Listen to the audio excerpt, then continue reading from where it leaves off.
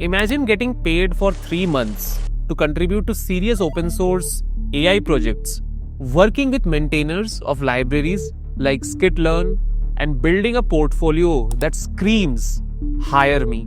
That's European Summer of Code, also known as ESOC. But here's the truth. Most people will apply randomly, very few will apply strategically. In this video, I'll show you exactly how to crack ESOC in 2026 and how to position yourself in the top 5%. I've also prepared a cheat sheet document that you can refer to for best chances this year. Comment below ESOC to get access to it. Let's talk about what is ESOC and why you should even care. European Summer of Code, also known as ESOC, funds stipends for contributors new to open source and connects them with applied AI and open source projects across Europe.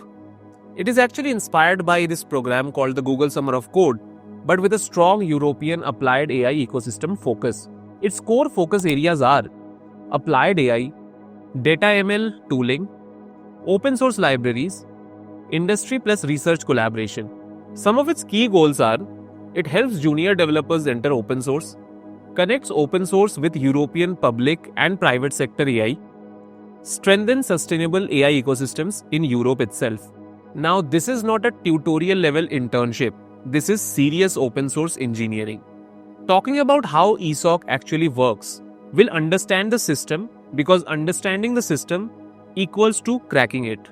ESOC is decentralized by these European hubs: France, the Skitlearn company; Germany, the German Center for Open Source AI; and thirdly, Italy. These hubs review the projects, match contributors, and manage stipend structures. Let's talk about the actual projects you get to work on. You'll be working on projects like OpenML, Skitlearn, SKTime, PGMPY, Pixie, Rattler, and many more. Through these projects, you get to work with concepts like casual AI, time series forecasting, ML infrastructure, package management systems, real industrial AI applications. Now coming to the timeline for 2026. Now mark this segment very carefully. There are 2 batches for ESOC that run throughout the year.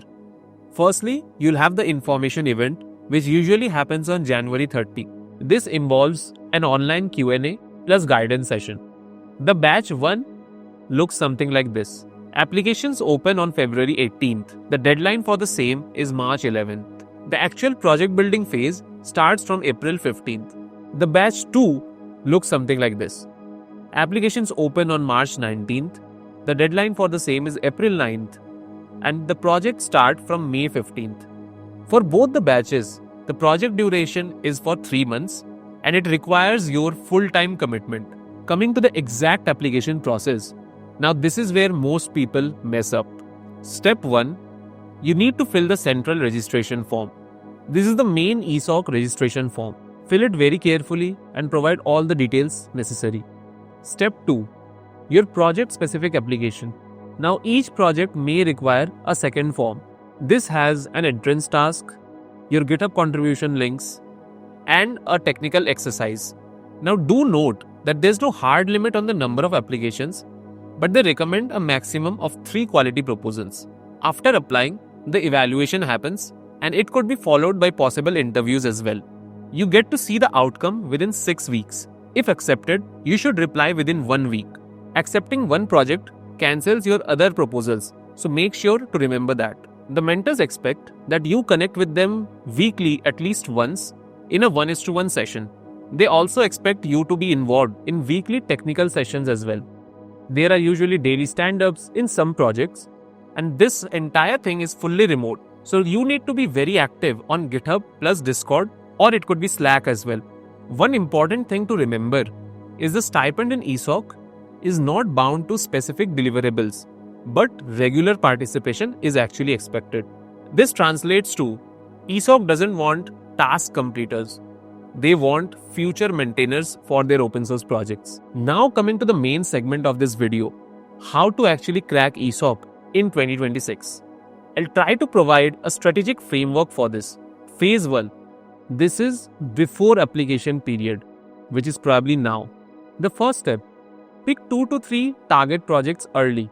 Go deep into their GitHub issues, open pull requests, find documentation gaps, and create your own roadmap.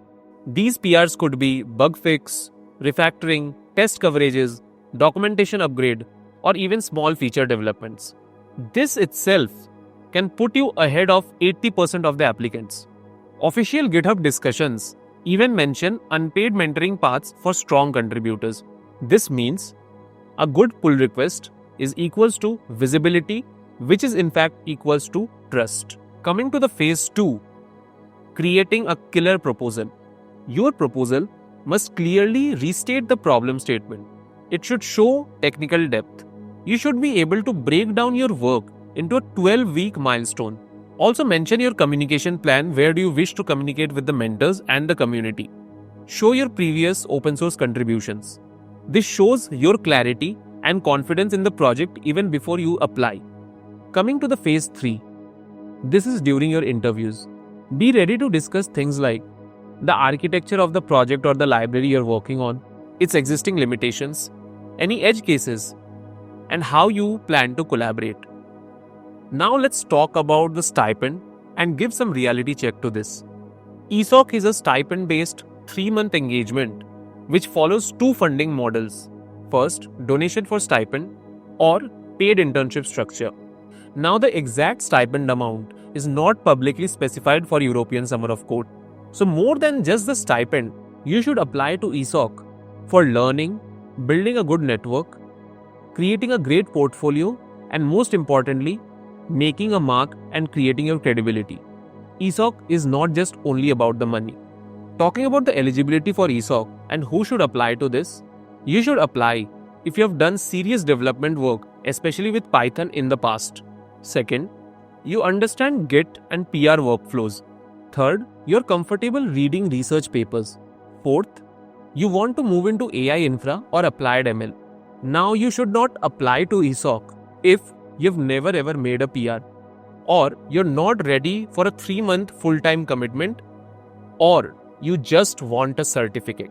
The final advice from my side would be, most people apply in the very last week for ESOC. They never contribute beforehand and create very generic proposals. Whereas the top 5% actually follow all the things that I mentioned earlier. They start 2-3 months early, they contribute before applying, and they talk to the maintainers regularly. Most importantly, they show real initiative and think like engineers, not interns. That's it for this video. I would be really interested what are your plans about ESOC and how you plan to apply this season. Comment down below with your approach, and I would see you in the next video.